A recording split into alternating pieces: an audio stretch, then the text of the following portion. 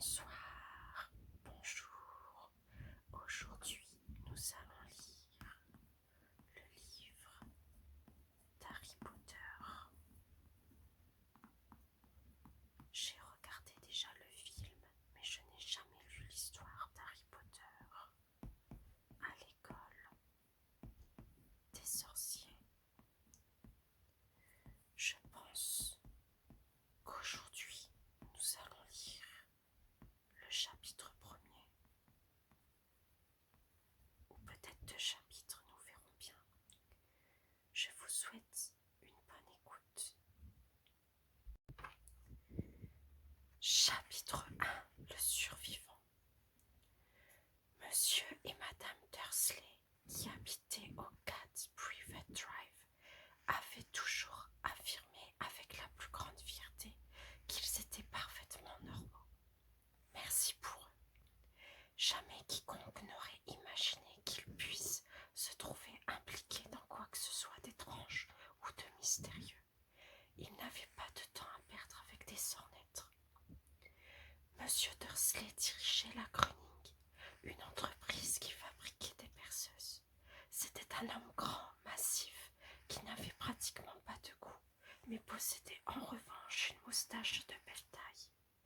Madame Dursley, quant à elle, était mince et blonde et disposait d'un cou 2 fois plus long que la moyenne, ce qui lui était fort utile pour espionnonner ses voisins en regardant par-dessus les clôtures des jardins. Les Dursley avaient un petit garçon prénommé Dudley, et c'était à leurs yeux le plus bel enfant du monde. Les Dursley avaient tout ce qu'ils voulaient. La seule chose indésirable qu'ils possédaient, c'était un secret dont ils craignaient plus que tout qu'on le découvre un jour. Si jamais quiconque venait à entendre parler de Potter, ils étaient convaincus qu'ils ne s'en remettraient pas. Madame Potter était la sœur de Madame Dursley, mais toutes deux ne s'étaient plus revues depuis des années. En effet, Madame Dursley faisait comme si elle était fille unique, car sa sœur et son bon à rien de mari étaient aussi éloignés que possible de tout ce qui faisait un Dursley. Les Dursley tremblaient d'épouvante à la pensée de ce qui tirait les voisins si par malheur les Potter se montraient dans leur rue. Ils savaient que les Potter eux aussi avaient un petit garçon, mais ils ne l'avaient jamais vu. Son existence constituait une raison supplémentaire de tenir les Potter à distance. Il n'était pas question que le petit Dudley se mette à fréquenter un enfant comme celui-là. Lorsque monsieur et madame Dursley s'éveillèrent au matin du mardi où commence cette histoire, il faisait gris et triste et rien dans le ciel nuageux.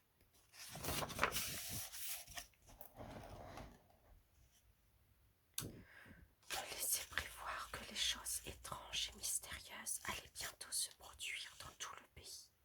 Monsieur Dursley fredonnait un air en nouant sa cravate la plus sinistre pour aller travailler, et Madame Dursley racontait d'un ton badin les derniers potins du quartier, en s'efforçant d'installer sur sa chaise de bébé le jeune Dudley qui bâillait de toute la force de ses poumons.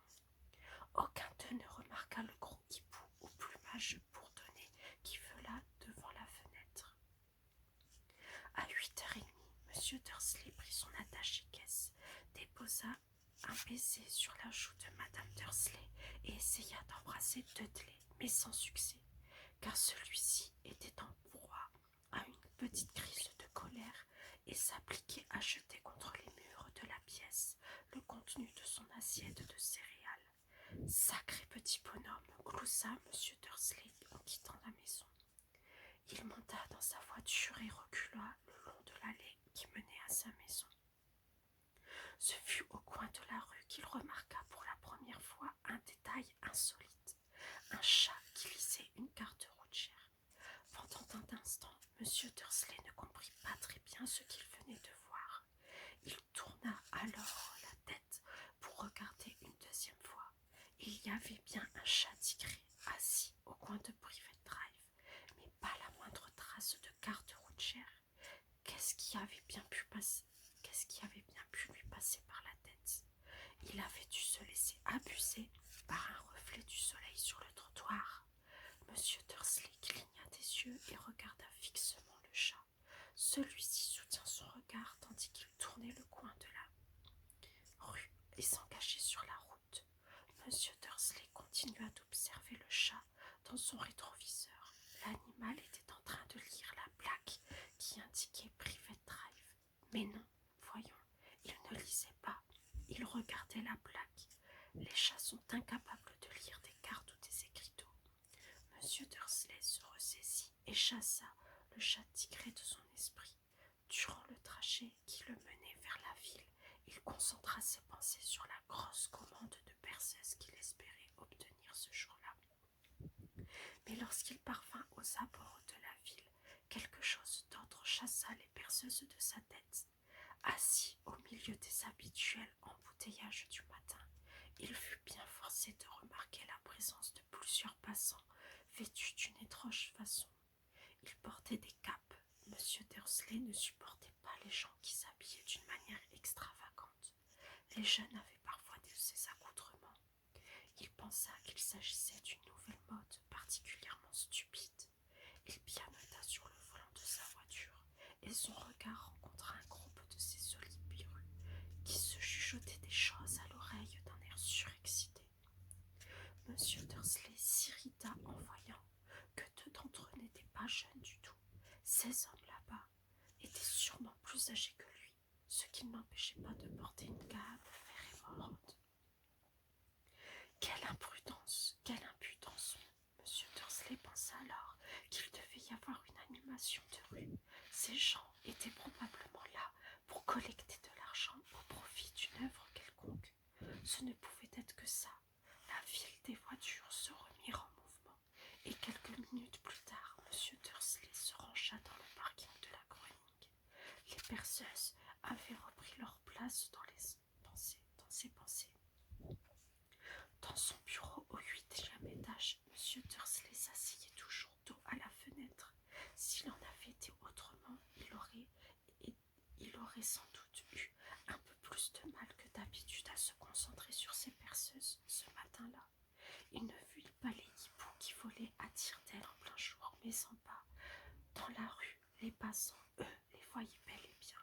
Bouche bée, ils pointaient le doigt vers le ciel, tandis que les rapaces filaient au-dessus de leur tête. La plupart d'entre eux n'avaient jamais vu de hibou, même la nuit. Monsieur Dursley, cependant, ne remarqua rien d'anormal, et aucun hibou ne vint troubler sa matinée. Il réprimanda ouvertement une demi-douzaine de ses employés, passa plusieurs coups de fil importants et poussa quelques hurlements supplémentaires. Il se sentit d'excellente humeur jusqu'à l'heure du petit déjeuner, où il songea qu'il serait bon de se dégourdir un peu les jambes. Il traversa alors la rue pour aller s'acheter quelque chose à manger chez le boulanger d'en face. Les passants vêtus de capes lui étaient complètement sortis de la tête. Mais lorsqu'il en vit à nouveau quelques-uns à proximité de leur boulangerie, il passa devant eux en leur lançant un regard courroucé. Il ignorait pourquoi, mais il le mettait mal à l'aise. Ceux-là aussi chuchotaient d'un air surexcité. Il ne vit pas la moindre boîte destinée à récolter de l'argent.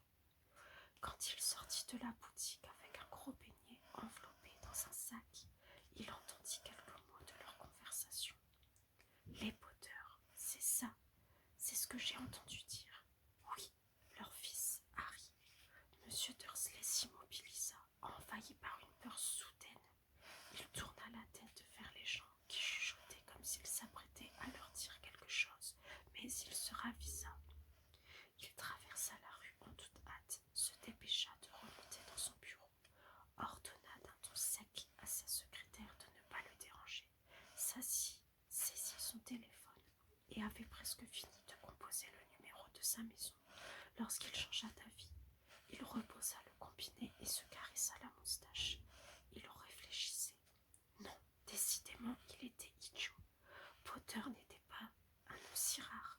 On pouvait être sûr qu'un grand nombre de Potter avaient un fils prénommé Harry, mais quand il y repensait, il n'était même pas certain.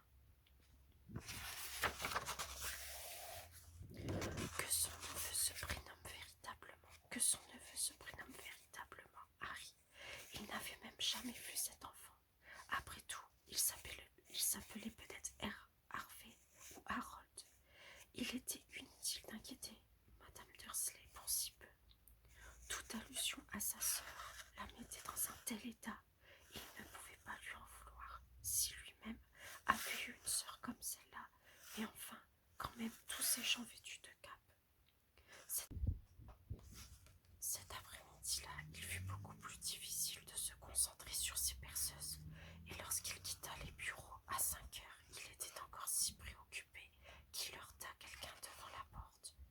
Navré, grommela-t-il au vieil homme minuscule qu'il avait manqué de faire tomber. Il se passa quelques secondes avant que M. Dursley se rende compte que l'homme portait une cape violette. Le fait d'avoir été aussi bousculé ne semblait pas avoir affecté son humeur. Au contraire, son visage se fendit d'un large sourire, tandis qu'il répondait d'une petite voix perçante qui lui attira le regard des passants. « Ne soyez pas navré, mon cher monsieur. Rien aujourd'hui ne saurait me mettre en colère. Réjouissez-vous, puisque vous savez qui a enfin disparu. Même les moldus comme vous devraient fêter cet très heureux jour. » Le vieil homme prit alors M. Dursley par la taille et le serra contre lui afin de poursuivre son chemin. M. Dursley resta cloué sur place.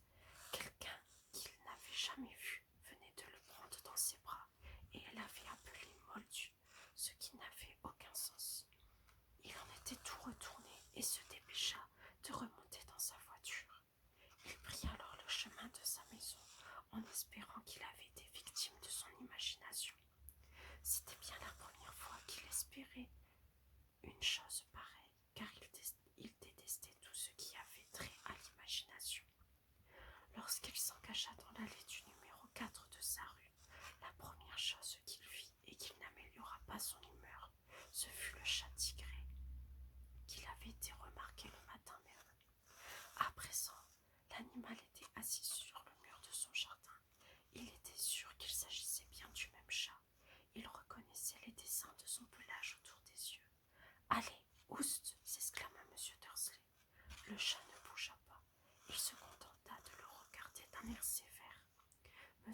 Dursley se demanda si c'était un comportement normal pour un chat. Essayant de reprendre contenance, il entra dans sa maison, toujours décidé à ne rien révéler à sa femme. M. Dursley avait passé une journée agréable et parfaitement normale. Au cours du dîner, elle lui raconta tous les problèmes que la voisine d'à côté avait avec sa fille, et lui signala également que Dudley avait appris un nouveau mot, « fais pas ». M. Dursley s'efforça de se conduire le plus normalement du monde, et après que Dudley eut été mis au lit, il s'installa dans le salon pour regarder la fin du journal télévisé. D'après les témoignages venus de diverses régions, il semblait que les hiboux se soient comportés d'une bien étrange manière au cours de la journée, dit le présentateur.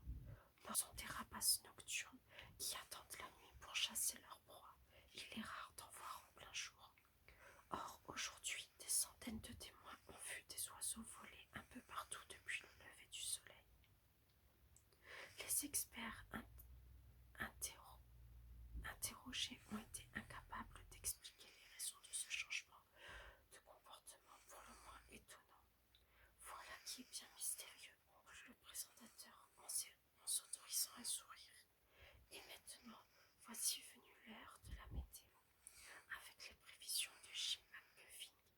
Alors Jim, est-ce qu'on doit s'attendre à d'autres chutes de hibou au cours de la nuit prochaine? Ça, je serais bien incapable de vous le dire, Ted, répondit l'homme de la météo. Mais sachez en tout cas que les hiboux n'ont pas été les seuls à se comporter d'une étrange manière. Des téléspectateurs qui habitent dans les régions aussi éloignées les unes des autres que le Kent, le Yorkshire et la côte est de l'Écosse m'ont téléphoné pour me dire qu'au lieu des averses que j'avais prévues pour aujourd'hui, ils ont vu de véritables pluies d'étoiles filantes. Peut-être s'agissait-il de feux de joie, bien que ce ne soit pas encore la saison. Quoi qu'il en soit,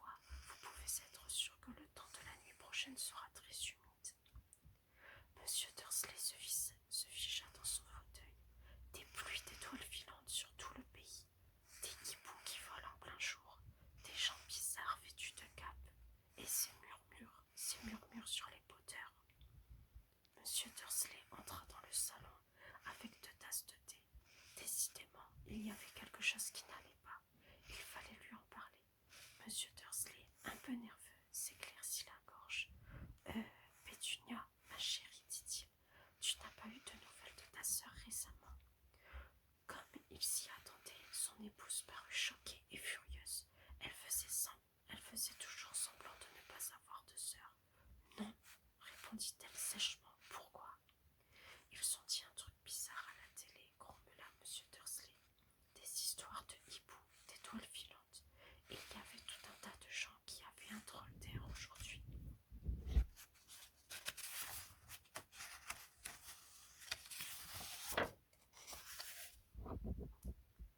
Et alors, lança madame Dursley, rien, je me disais que peut-être ça avait quelque chose à voir avec sa bande. Madame Dursley retroussait les lèvres en buvant son thé à petites gorgées. Son mari se demanda s'il allait oser lui raconter qu'il avait entendu prononcer le nom de Potter. Il préféra s'en abstenir d'un air aussi détaché que possible. Il dit « Leur fils, il a à peu près le même âge que Dudley, non ?»« J'imagine, répliqua madame Dursley avec raideur. Comment s'appelle-t-il déjà? Howard, c'est ça? Harry, un nom très ordinaire, très désagréable si tu veux mon avis. Ah oui, répondit monsieur Dursley en sentant son cœur s'arrêter. Oui, je suis d'accord avec toi. Il ne dit pas un mot de plus à ce sujet, tandis qu'il montait l'escalier pour aller se coucher. Pendant que madame Dursley était dans la salle de bain, monsieur Dursley se glissa vers la fenêtre de la chambre et jeta un coup d'œil dans le jardin. Le chat était toujours là, il regardait dans la rue, comme s'il attendait quelqu'un. Monsieur Dursley imaginait des choses. Tout cela avait-il un lien avec les Potter? Si c'était le cas, il s'avérait qu'ils étaient parents avec des... Non, il ne pourrait jamais le supporter. Les Dursley se mirent au lit. Madame Dursley s'endormit très vite, mais son mari resta éveillé, retournant dans sa tête les événements de la journée. La seule pensée qui le consola avant de sombrer enfin dans le sommeil, ce fut que même si les Potter avaient vraiment quelque chose à voir avec ce qui s'est passé, il n'y avait aucune raison pour que lui et sa femme en subissent les conséquences. Les Potter savaient parfaitement ce que Pétunia et lui pensaient des gens de leur espèce, et il ne voyait pas comment tous deux pourraient être mêlés à ces histoires. Il bâilla et se retourna. Rien de tout cela ne pouvait les affecter, et il avait grand tort de penser ainsi. Tandis que monsieur Dursley se laissait emporter dans son sommeil, quelque peu agité, le chat, vu sur le mur, lui, ne montrait aucun signe de somnolence. Il restait assis, immobile comme une statue, fixant de ses grands yeux ouverts le coin de Privet Drive. Il n'eut pas la moindre réaction lorsqu'une portière de voiture claqua dans la rue voisine, ni quand deux hiboux passèrent au-dessus de sa tête. Il était presque minuit quand il bougea enfin. Un homme apparut à l'angle de la rue que le chat avait observé pendant tout ce temps. Il apparut si soudainement et dans un tel silence qu'il semblait avoir jailli du sol. La queue du chat frémit, ses yeux se redressirent. On n'avait encore jamais vu dans le Privet Drive quelque chose qui ressemblait à cet homme. Il était grand, mince et très vieux, à en juger par la couleur argentée de ses cheveux et de sa barbe, qui lui descendait jusqu'à la taille.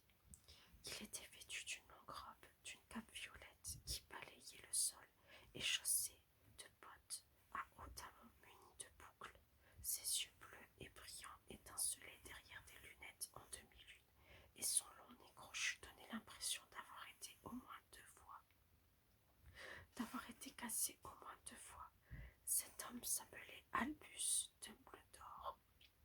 Albus Dumbledore n'avait pas l'air de se rendre compte qu'il venait d'arriver dans une rue où tout en lui, depuis son nom jusqu'à ses bottes, ne pouvait être qu'indésirable. Il était occupé à chercher quelque chose dans sa longue cape, mais sembla s'apercevoir qu'il était observé, car il leva brusquement les yeux vers le chat, qui avait toujours le regard fixé sur lui à l'autre bout de la rue. Pour une raison quelconque, la vue du chat parut l'amuser. Il eut un petit rire et marmonna. « J'aurais dû m'en douter. poche intérieure. Apparemment, il s'agissait d'un briquet en argent. Il en releva le capuchon, le tendit au-dessus de sa tête et l'alluma. Le réverbère le plus proche s'éteignit. Alors, avec un petit claquement, l'homme alluma à nouveau le briquet. Le réverbère suivant s'éteignit à son tour. 12 fois, il actionna ainsi les dénoirs, jusqu'à ce qu'il ne reste plus aucune lumière dans la rue, à part 2 points minuscules qui brillaient au loin. C'étaient les yeux du chat, toujours fixés sur lui. Quiconque aurait regardé par une fenêtre en cet instant, même Madame Dursley et ses petits yeux perçants, auraient été incapables de voir le moindre détail de ce qui se passait dans la rue. Dumbledore rangea son éteignoir dans la poche de sa cape et marcha en direction du numéro 4. Lorsqu'il y fut parvenu, il s'assit sur le muret à côté du chat et il ne lui accorda pas un regard, mais après un moment difficile, il lui parla. « C'était amusant de vous voir ici, professeur McGonagall, dit-il. Il tourna la tête pour adresser un sourire au chat tigré, mais celui-ci avait disparu. Dumbledore souriait à présent à une femme d'allure sévère avec des lunettes carrées, qui avait exactement la même forme que les motifs autour des yeux du chat. Elle aussi portait une cape d'un vert émeraude. Ses cheveux étaient tirés en un chignon serré et elle avait l'air singulièrement agacée. « Comment avez-vous su que c'était moi ?» demanda-t-elle. « Mon cher professeur, je n'ai jamais vu un chat se tenir d'une manière aussi raide. Vous aussi, vous seriez un peu raide si vous restiez assis toute une journée sur un mur de briques, répondit le professeur McGonagall. Toute la journée, alors que vous auriez pu célébrer l'événement avec les autres. En venant ici, j'ai dû voir une bonne douzaine de fêtes et de banquets. Le professeur McGonagall renifla d'un air courroucé. Oui, oui, je sais.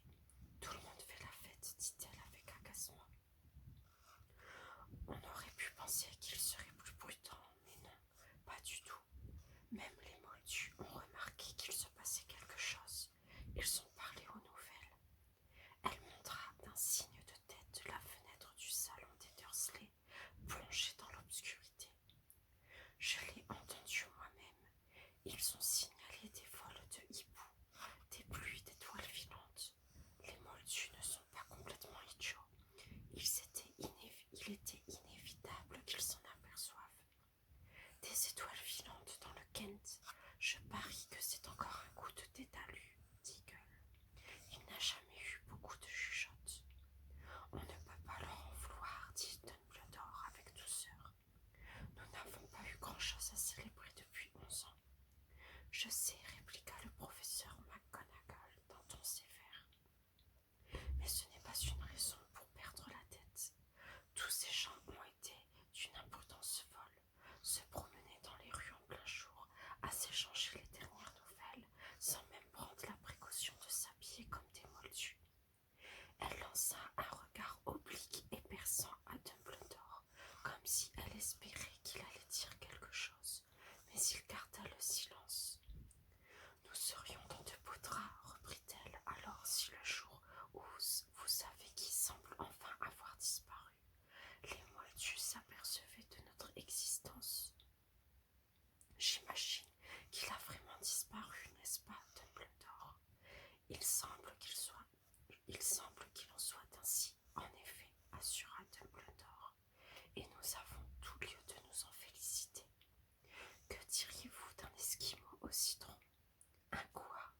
Un esquimau au citron, c'est une friandise que fabriquent les moldus, et je dois dire que c'est plutôt bon. Merci, pas pour moi, répondit froidement le professeur McGonagall, qui semblait estimer que le moment n'était pas venu de manger des glaces au citron.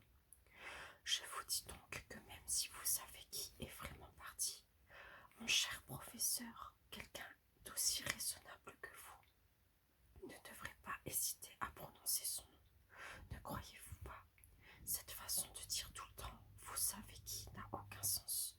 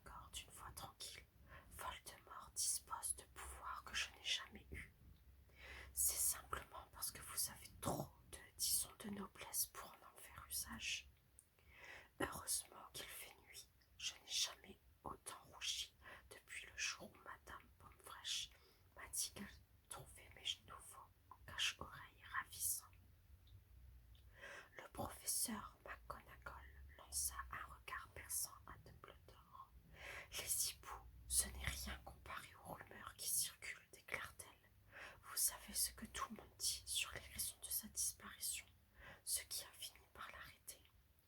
Apparemment, le professeur McGonagall venait d'aborder le sujet qui lui tenait le plus à cœur, la véritable raison qui l'avait décidé à attendre toute la journée, assise sur un mur glacial, car jamais un chat ni une femme n'avait fixé Dumbledore d'un regard aussi pénétrant que celui du professeur en cet instant. À l'évidence, elle n'avait pas l'intention de croire ce que tout le monde disait, tant que Dumbledore ne lui aurait pas confirmé qu'il s'agissait bien de la vérité. Dumbledore, cependant, était occupé à choisir un autre esquimau et ne lui répondit pas. Ce qu'ils disent, poursuivit le professeur, c'est que Voldemort est venu hier soir à Godricolo pour y chercher les Potter. D'après la rumeur, Lily et James Potter sont, enfin, on dit qu'ils sont morts.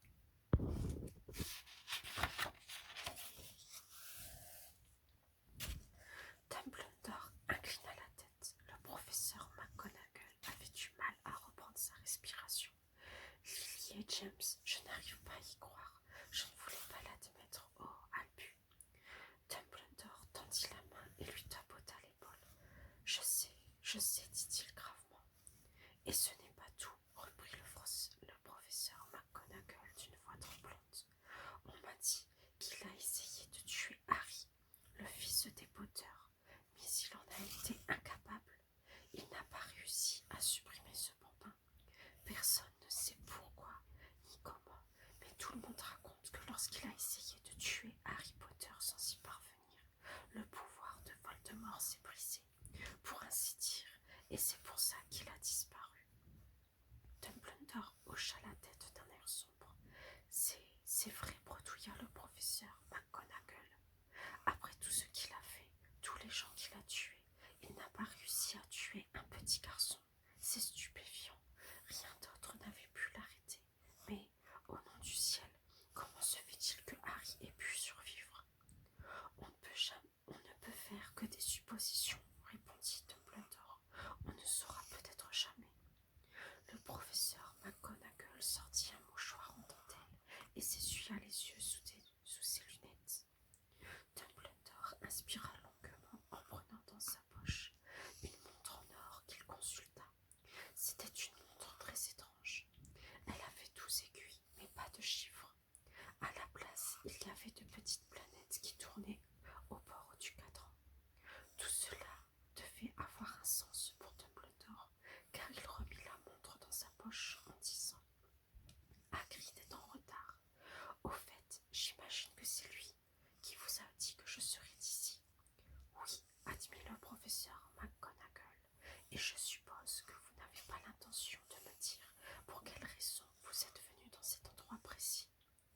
Je suis venu confier Harry à sa tante et à son oncle. C'est la seule famille qui lui reste désormais. » « Vous voulez dire? Non, ce n'est pas possible. Pas les gens qui habitent dans cette maison, s'écria le professeur McGonagall en se levant d'un bond, le doigt pointé sur le numéro 4 de la rue. Dumbledore, vous ne pouvez pas faire une chose pareille. Je les ai observés toute la journée. On ne peut pas imaginer des gens plus différents de nous. En plus, ils ont un fils. Je l'ai vu donner des coups de pied à sa mère tout au long de la rue, en hurlant pour réclamer des bonbons. Harry Potter, venir vivre ici. C'est le meilleur endroit pour lui, répliqua Dumbledore d'un ton ferme. Son oncle et sa tante lui expliqueront tout quand il sera plus grand. Je leur ai écrit une lettre. Une lettre, répéta le professeur McGonagall d'une voix éteinte en se rasseyant sur le muret. Dumbledore, vous croyez vraiment qu'il est possible d'expliquer tout cela dans une lettre? Des gens pareils seront incapables de comprendre ce garçon. Il va devenir célèbre, une véritable légende vivante. Je ne serais pas étonnée que la date d'aujourd'hui devienne dans l'avenir la fête de Harry Potter. On écrira des livres sur lui. Tous les enfants de notre monde connaîtront son nom. C'est vrai, dit Dumbledore en la regardant d'un air très sérieux par-dessus ses lunettes en demi-lune. Il y aurait de quoi.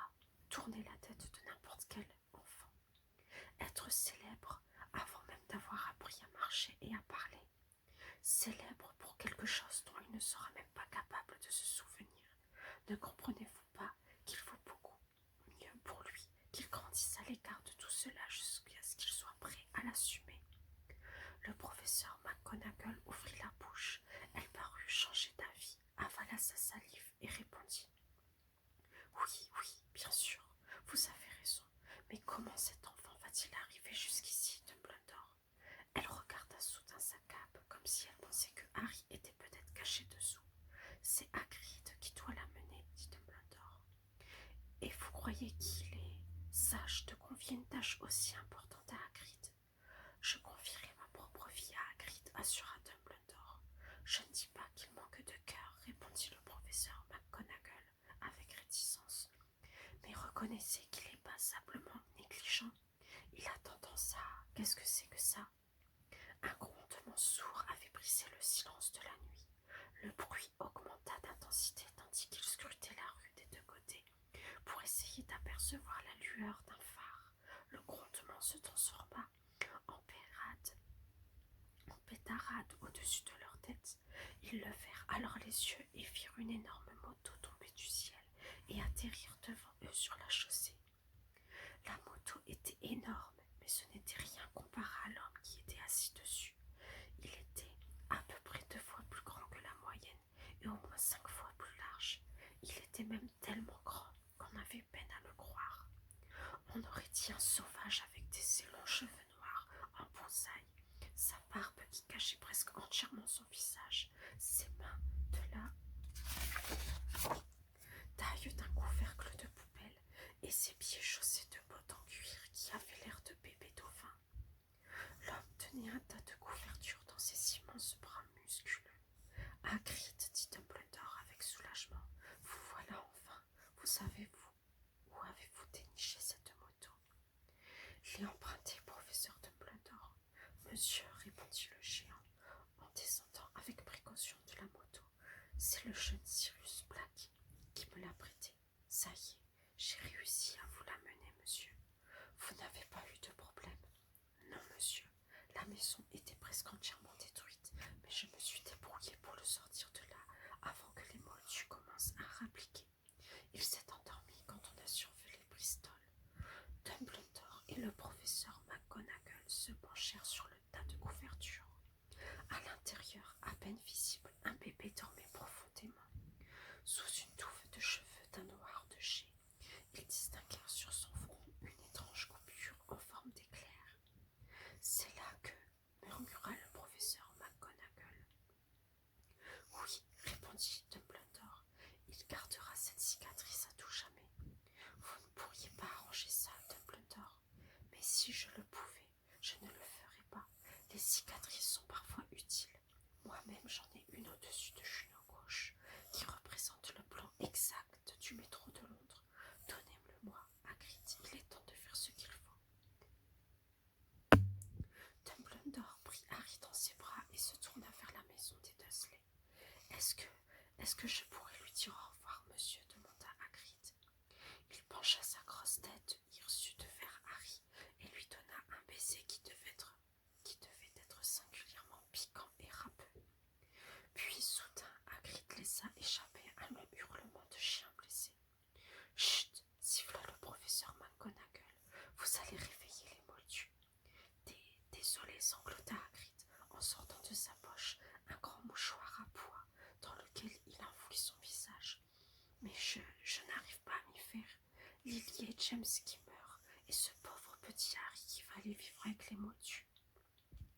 Oui, je sais, c'est très triste, mais reconnaissez-vous, Hagrid, sinon... Mais ressaisissez-vous, Hagrid, sinon nous allons nous faire repérer, chuchota le professeur McGonagall en tapotant doucement le bras de Hagrid, tandis que Dumbledore enjambait le muret du jardin et s'avançait vers l'entrée de la maison. Avec précaution, il déposa Harry devant la porte, sortit une lettre de sa cape, la glissa entre les couvertures, puis revint vers les deux autres. Pendant un long moment, tous les trois restèrent immobiles, côte à côte, à contempler le petit tas de couvertures. Les épaules de Hagrid tremblèrent, le professeur McGonagall battit des paupières avec frénésie, et la lueur qui brillait habituellement dans le regard de Dumbledore sembla s'éteindre. Eh bien voilà, dit enfin Dumbledore, il est inutile de rester ici. Autant rejoindre les autres pour faire la fête. Oui, dit Hagrid d'une voix étouffée, je vais aller rendre sa moto. à Cyrus. Bonne nuit, professeur McGonagall. Bonne nuit, professeur Dumbledore, monsieur.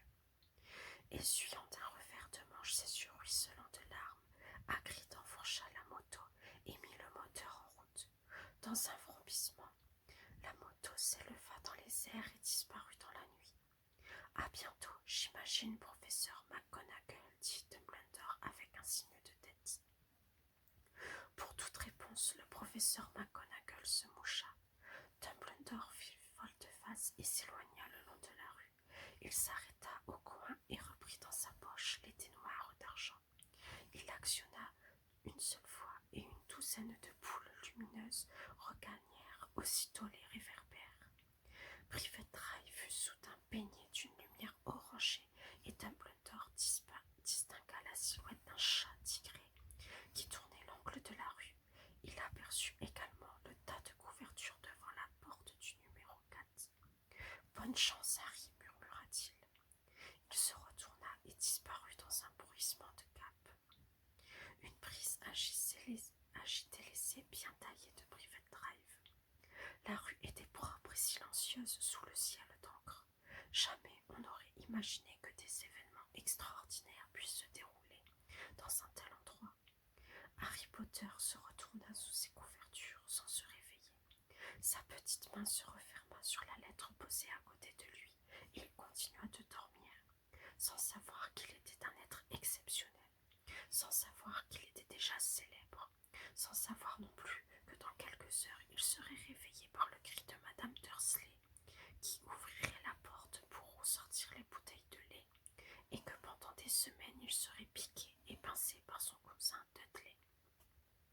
Il ne savait pas davantage qu'en ce moment même des gens s'étaient rassemblés en secret dans tout le pays et qu'ils levaient leurs verres en murmurant à la santé de Harry Potter, le survivant. Chapitre 2. Une vitre disparaît. Il s'était passé près de 10 ans depuis que les Dursley avaient trouvé au saut du lit leur neveu devant la porte. Mais Privet Drive n'avait quasiment pas changé. Ce jour-là, le soleil se leva sur les mêmes petits jardins, pourprés en faisant étinceler la plaque de cuivre qui portait le numéro 4, à l'entrée de la maison des Dursley. La lumière du matin s'infiltra dans un living room exactement semblable, à quelques détails près, à celui où M. Dursley avait appris par la télévision le fameux vol des hiboux.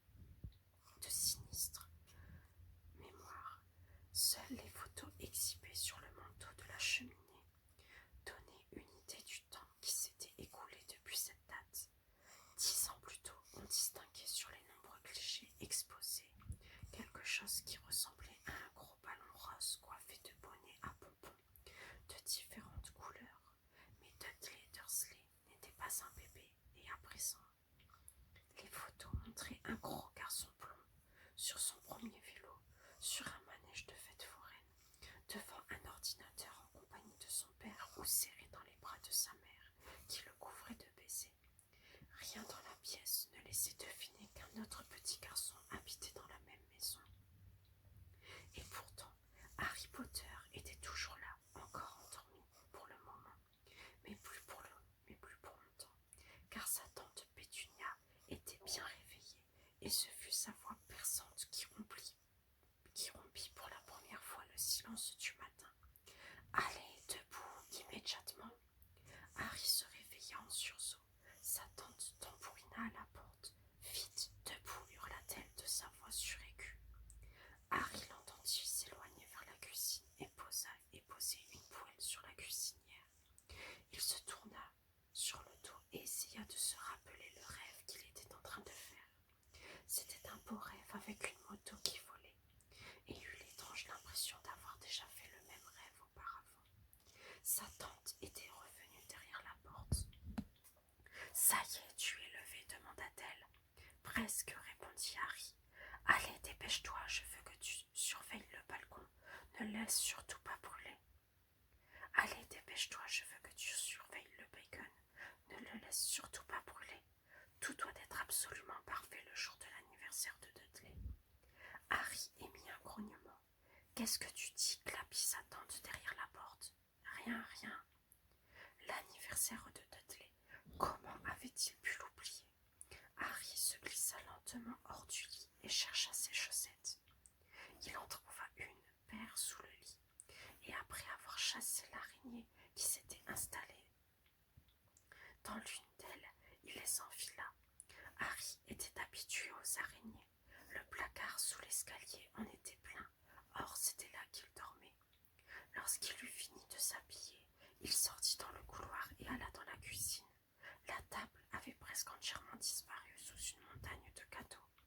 Apparemment, Dudley avait eu le nouvel ordinateur qu'il désirait tant, sans parler de la deuxième télévision et du vélo de course. La raison pour laquelle Dudley voulait un vélo de course restait mystérieux aux yeux de Harry, car Dudley était très gros et détestait faire du sport, sauf bien sûr lorsqu'il s'agissait de boxer quelqu'un. Son punch and ball préféré, c'était Harry, mais il était rare qu'il parvienne à l'attraper. Même s'il n'en avait pas l'air, Harry était très rapide. Peut-être était-ce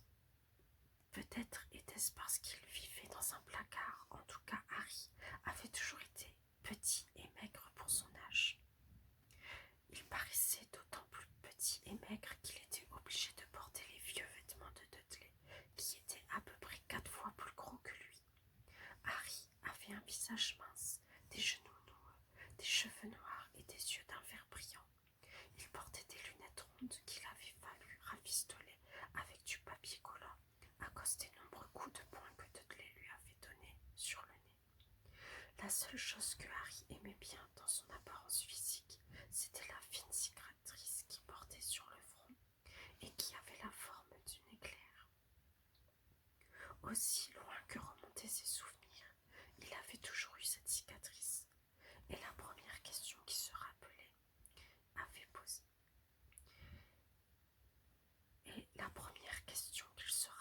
Avoir posée à sa tante Pétunia, c'était comment lui était-elle venue? Dans l'accident de voiture qui a tué tes parents, avait-elle répondu, et ne pose pas de questions. Ne pose pas de questions, c'était la première règle à observer si l'on voulait vivre tranquille avec les Dursley.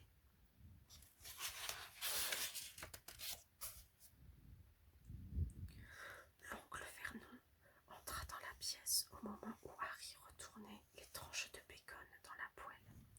« Va te baigner » aboya M. Dursley en guise de bonjour.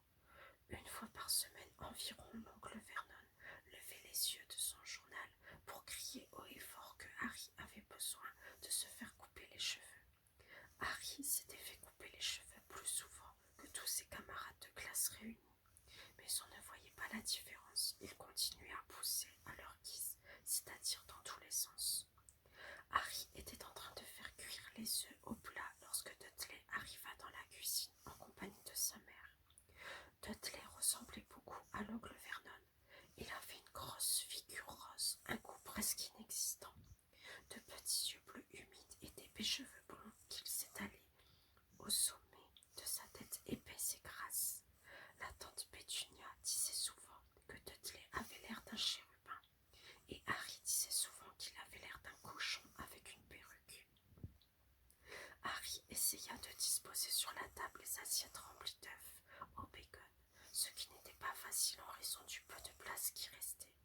Pendant ce temps, Dudley comptait les cadeaux. Lorsqu'il eut terminé ses joues, sa vaisselle. 36, dit-il en levant les yeux vers ses parents. Ça fait deux de moins que l'année dernière.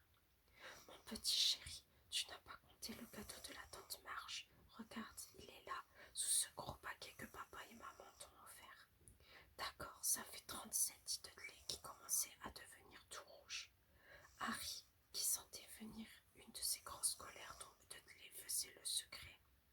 Dudley avait le secret, s'empressa d'engloutir ses œufs au bacon avant que l'idée vienne à son cousin de renverser la table. De toute évidence, la tante Pétunia avait également senti le danger. « Et nous allons encore t'acheter 2 autres cadeaux, dit-elle précipitamment, quand nous sortirons tout à l'heure. Qu'est-ce que tu en dis, mon petit agneau? 2 autres cadeaux, ça te va? » Dudley réfléchit un bon moment. Apparemment, c'était un exercice difficile. Enfin, il dit lentement. Donc, j'en aurai 39, mon canard adoré, dit la tante Pétunia. Bon, dans ce cas, ça va. Dudley se laissa tomber lourdement sur une chaise et attrapa le paquet le plus proche. L'oncle Vernon eut un petit rire. Le petit bonhomme en veut pour son argent, comme son père. C'est très bien, Dudley, dit-il, en ébouriffant les cheveux de son fils. À ce moment, le téléphone sonna et la tante Pétunia alla répondre pendant que Harry et l'oncle Vernon regardaient Dudley déballer le vélo de course, un caméscope, un avion radio-commandé, 16 nouveaux jeux vidéo et un magnétoscope. Il était occupé à déchirer le papier qui enveloppait une montre en or lorsque la tante Pétunia revint dans la cuisine, l'air à la fois furieux et inquiet. Mauvaise nouvelle, Vernon. Madame Fix s'est cassé une jambe. Elle ne pourra pas le prendre, dit-elle, en montrant Harry d'un signe de tête. Horrifié, Dudley resta bouche bée. Harry lui sentit son cœur bondir de joie.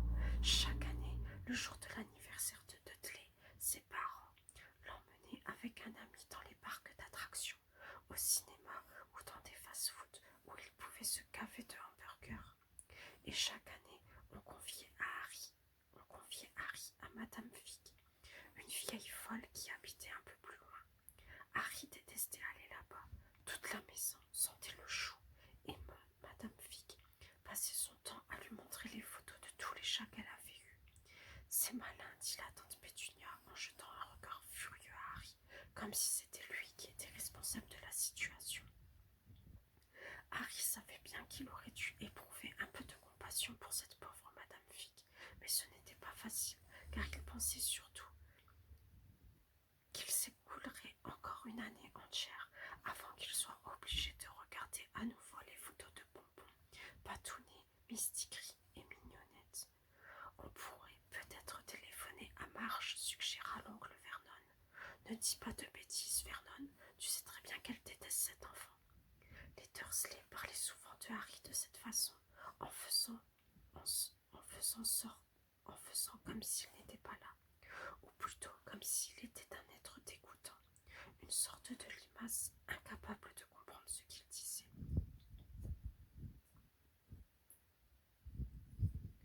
Et ton amie, comment s'appelle-t-elle déjà? Oh oui, Yvonne. Elle est en vacances à Majorque, répliqua sèchement la tante Pétunia. Vous n'avez qu'à me laisser ici, intervint Harry plein d'espoir. Pour une fois, il pourrait regarder ce qu'il voudrait à la télévision et peut-être même essayer l'ordinateur de Dudley. On aurait dit que la tante Pétunia venait d'avaler un citron entier. C'est ça, grinça-t-elle, et quand nous reviendrons, la maison sera en ruine. Je ne ferai pas sauter la maison, assura Harry, mais il ne l'écoutait plus.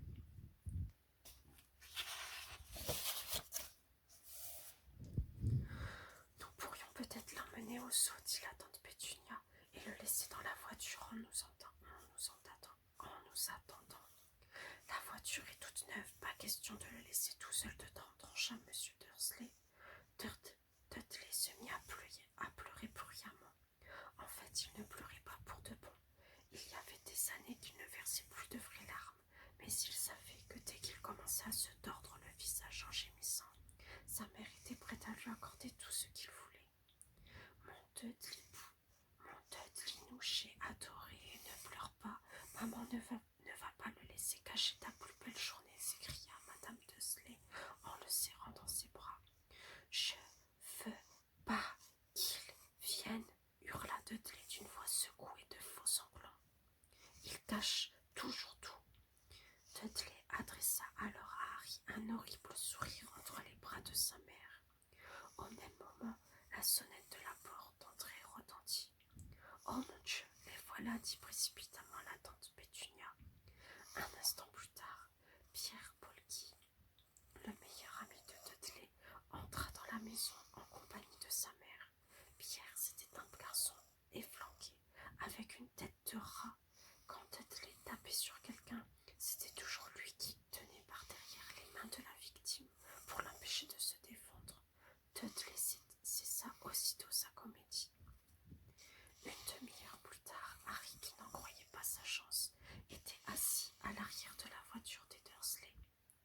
compagnie de Pierce et Dudley.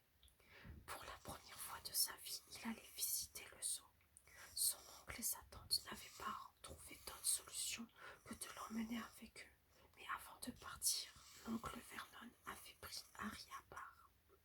« Je te préviens, avait-il dit, sa grosse figure rouge tout contre le visage de Harry. Je te préviens que s'il se produit la moindre chose bizarre, tu ne sortiras pas de ce placard avant Noël. Je ne ferai rien, assura Harry, c'est promis. » Mais l'oncle Vernon ne le croyait pas.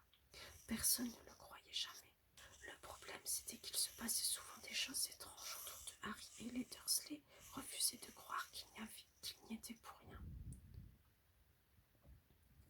Un jour, la tante Pétunia, fatiguée de voir Harry sortir de chez le coiffeur avec la même tête que s'il n'y était pas allé du tout, avait pris une paire de gros ciseaux et lui avait coupé les cheveux si courts qu'il en était devenu presque chauve. Elle n'avait laissé qu'une frange pour cacher cette horrible cicatrice. Dudley s'était écroulé de rire en voyant le résultat, et Harry n'avait pu dormir de la nuit en imaginant ce qui allait se passer le lendemain à l'école, où déjà on se moquait de ses vêtements trop grands et de ses lunettes rafistolées au papier collant. Au matin, cependant, il s'était aperçu que ses cheveux avaient poussé tels qu'il était avant que la tante Pétunia ne les coupe. Il avait été puni d'une semaine de placard sans sortir, malgré tous ses efforts pour essayer de leur faire admettre qu'il ne comprenait pas ce qui avait bien pu se passer. Une autre fois, la tante Pétunia avait voulu le forcer à mettre un vieux pull de Dudley, une horreur marron avec des pompons orange. Mais plus elle essayait de lui faire passer la tête à l'intérieur du pull, plus celui-ci rapetissait. Finalement, il s'était trouvé réduit à la taille d'un gant de poupée, et la tante Pétunia en avait conclu qu'il avait rétréci au lavage. À son grand soulagement, Harry, cette fois-là, n'avait reçu aucune punition. En revanche, il avait eu de sérieux ennuis à l'école le jour où il l'avait retrouvé sur le toit de la cantine. La bande de Dudley l'avait poursuivi dans la cour comme à l'accoutumée. Lorsqu'à la grande surprise de tout le monde, y compris de Harry lui-même, il s'était retrouvé assis au sommet de la cheminée. Les Dursley avaient reçu une lettre furieuse de la directrice dans laquelle elle affirmait que Harry s'amusait à escalader les bâtiments de l'école. Pourtant, comme il l'avait expliqué à l'oncle Vernon à travers la porte verrouillée de son placard, il s'était contenté de sauter derrière les poubelles qui se trouvaient à côté de la porte de la cuisine. Harry pensait que c'était le vent qui avait dû l'emporter jusqu'au toit au moment où il sautait. Mais aujourd'hui tout irait bien. Cela valait même la peine de supporter Dudley et Pierce, du moment qu'ils pouvaient passer la journée dans un endroit qui ne serait ni l'école, ni le placard, ni le salon, à l'odeur de choux de Madame Fig. Tandis qu'il conduisait la voiture, l'oncle Vernon se plaignait à la tante Pétunia. Il aimait bien se plaindre de choses et d'autres. Les gens qui travaillaient avec lui, Harry, la municipalité, Harry, son banquier, et Harry constituaient quelques-uns de ses sujets préférés. Ce matin-là, c'était aux motos qu'il en avait. Conduisait comme des malades, ces petits voyous, dit-il alors qu'une moto les dépassait. J'ai rêvé d'une moto cette nuit, dit Harry, qui se souvenait soudain de son rêve. Elle volait. L'oncle d'Harry faillit percuter la voiture qui le précédait. Il se retourna.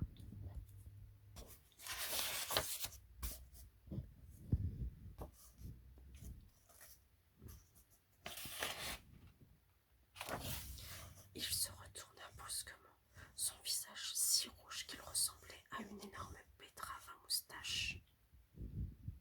« Les motos ne volent pas, hurla-t-il. Dudley et Pierce ricanèrent. « Je le sais bien, répondit Harry, ce n'était qu'un rêve, mais il regretta d'en avoir trop dit. Plus encore que les questions qu'il posait, les Dursley détestaient l'entendre parler d'objets qui sortaient de leur rôle habituel. Que ce soit dans un rêve ou un dessin animé, comme s'il redoutait qu'il en tire des idées dangereuses. C'était un samedi ensoleillé et le zoo était bondé de familles en promenade. Les Dursley achetèrent à Dudley et à Pierce de grosses glaces au chocolat. Mais avant qu'ils aient eu le temps de repartir, la jeune femme souriante qui vendait les glaces avait demandé à Harry ce qu'il voulait, et ils avaient fini par lui acheter une sucette à bon marché. Elle n'était d'ailleurs pas si mauvaise que ça, pensa Harry, tandis qu'il la léchait devant la cage d'un gorille occupé à se gratter la tête. L'animal ressemblait étrangement à Dudley, sauf qu'il n'était pas blond. Il y avait bien longtemps que Harry n'avait pas passé une matinée aussi agréable. Il prenait la précaution de se tenir un peu à l'écart des Dursley pour éviter que Dudley et Pierce, qui commençaient à se lasser des animaux, ne se consacrèrent une fois de plus à leur passe-temps favori, lui taper dessus. Ils déjeunèrent au restaurant du zoo, où Dudley vit une grosse colère parce que sa coupe de glace géante n'était pas assez grande à son goût. L'oncle Vernon, lui, en commanda une autre, et Harry fut autorisé à finir la première. Mais Harry aurait dû s'en douter. Tout cela était trop beau pour durer. Après déjeuner, ils allèrent voir les reptiles au vivarium. L'endroit était sombre et frais, avec des cages de verre éclairées qui s'alignaient le long des murs. Derrière les vitres, on voyait toutes sortes de lézards et de serpents qui rampaient et ondulaient sur les morceaux de pierre ou de bois. Dudley et Pierce voulaient voir d'énormes cobras au venin mortel et de gros pitons capables de broyer un homme dans leur étreinte. Dudley ne mit pas longtemps à dénicher le plus grand serpent du vivarium. Il était si long qu'il aurait dû s'enrouler 2 fois autour de la voiture de l'oncle Vernon et la réduire en un petit tas de ferraille. Mais pour l'instant, il ne semblait pas d'humeur à tenter ce genre d'exploit. En fait, il dormait profondément, le nez collé contre la vitre. Dudley contemplait les anneaux luisants du reptile. Fais-le bouger, dit-il à son père d'une voix guignarde. L'oncle Vernon tapota la vitre, mais le serpent ne bougea pas. Recommence, ordonna Dudley. L'oncle Vernon donna de petits coups secs sur la vitre, mais le serpent continua de dormir. On s'ennuie ici, murmura Dudley en s'éloignant d'un pas traînant. Harry s'approcha alors de la cage de verre et contempla le serpent. Il n'aurait pas été surpris que le reptile soit lui-même mort d'ennui, à force de rester seul dans cette cage, sans autre compagnie que tous ces imbéciles qui passaient la journée à taper contre la vitre. C'était pire que de coucher dans un placard avec pour toute visite celle de la tante Pétunia qui tambourinait à la porte pour le réveiller.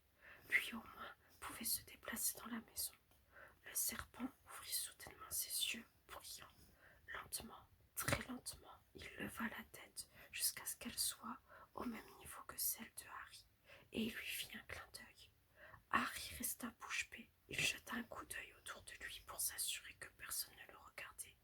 Puis, il adressa à son tour un clin d'œil au serpent. Le reptile fit un signe de tête en direction de l'oncle Vernon et de Dudley. Puis, il leva les yeux au plafond. Il semblait dire à Harry « J'ai droit à ça sans arrêt. » « Je sais, murmura Harry, sans savoir si le serpent pouvait comprendre à travers la vitre. Ça doit être vraiment agaçant. » Le serpent éprouva d'un hochement de tête vigoureux. « D'où tu viens ?» demanda Harry. Le serpent pointa le bout de la queue vers le petit écriteau apposé à côté de la vitre. « Boa constrictor précile, lut Harry. « C'est bien là-bas, demanda-t-il. Le boa pointa à nouveau la queue vers l'écriteau et Harry lut la suite. « Né à la ménagerie. »« Ah d'accord, je comprends. Donc tu n'as jamais été au Brésil. » Tandis que le serpent confirmait d'un signe de tête, un hurlement assourdissant retentit et les fit sursauter tous les deux. « Dudley, monsieur Dursley, regardez le serpent, vous n'allez pas le croire. » Dudley revint vers la cage en se tantinant aussi vite qu'il le pouvait. « Pousse-toi de là, dit-il en donnant à Harry un coup de poing dans les côtes. Pris par surprise, Harry tomba sur le sol de ciment. Ce qui se passa ensuite fut tellement rapide que personne ne vit comment c'était arrivé. Soudain, alors qu'il se tenait à côté, il se tenait côte à côte devant la cage de verre Pierce, et Dudley firent un bond en arrière en poussant des cris d'horreur. Harry se redressa, le souffle coupé. La vitre qui retenait le boa prisonnier avait disparu. Le long serpent se déroula rapidement et quitta sa cage en ondulant sur le sol. Pris de panique, les visiteurs du vivarium se précipitèrent alors vers la sortie en hurlant de terreur. Au moment où le serpent glissa rapidement devant lui, Harry eut l'impression d'entendre une voix basse et sifflante dire « Et maintenant, direction le Brésil, merci, amigo !» Le gardien du vivarium était en état de choc. « La vitre !» répétait-il. « Où est passée la vitre ?» Le directeur du zoo, en personne, offrit une tasse de thé fort à la tante Pétunia et se confondit en excuses. Pierce et Dudley balbutinaient d'un air ahuri. D'après ce que Harry avait pu voir, le serpent ne leur avait fait aucun mal. Ils s'étaient contentés de claquer les mâchoires tout près de leurs mollets pour s'amuser et leur faire peur. Mais quand tout le monde eut repris place dans la voiture de l'oncle Vernon, Dudley raconta que le boa avait failli lui arracher la jambe, tandis que Pierce affirmait qu'il avait essayé de l'étouffer en s'enroulant autour de lui. Mais le pire, pour Harry tout au moins, ce fut lorsque Pierce, qui s'était un peu calmé, dit « Harry a parlé au serpent, pas vrai Harry ?» L'oncle Vernon attendit que Pierce fût rentré chez lui pour s'en prendre à Harry. Sa fureur était telle qu'il pouvait à peine parler. Il parvint simplement à dire « File, placard, pas bouger, rien à manger !» Puis il s'effondra dans un fauteuil et la tante Pétunia se hâta d'aller lui chercher un grand verre de cognac. Beaucoup plus tard, Harry, allongé dans son placard, se désolait de ne pas avoir de montre. Il n'avait aucune idée de l'heure et il ne savait pas si les Dursley étaient déjà couchés. Tant qu'il ne dormait pas, il ne pouvait pas se risquer dans la cuisine pour aller chercher discrètement quelque chose à manger. Il avait passé 10 ans chez les Dursley, 10 années sinistres, depuis que ses parents étaient morts dans cet accident de voiture, alors qu'il n'était encore qu'un bébé. Il ne se souvenait pas d'avoir été dans la voiture lorsque ses parents avaient été tués. Parfois seul dans son placard, il fouillait dans ses souvenirs pendant des heures entières et une étrange vision émergeait de sa mémoire. Il revoyait un éclair aveuglant de lumière verte et se souvenait d'une brûlure douloureuse sur le front. C'était sans doute le choc de l'accident, pensait-il, bien qu'il n'eût aucune idée de l'origine de la lumière verte. Il ne se rappelait rien de ses parents. Son oncle et sa tante ne lui en parlaient jamais, et bien entendu, il n'avait pas le droit de poser de questions à leur sujet. Il n'y avait même aucune photo d'eux dans la maison.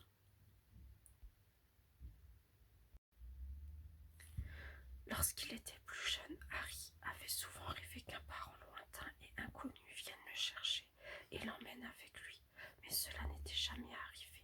Les Dursley étaient sa seule famille. Parfois, cependant, il lui semblait, ou peut-être était-ce un simple espoir, que des gens qu'il croisait au dehors le reconnaissaient. C'étaient d'ailleurs des gens très étranges.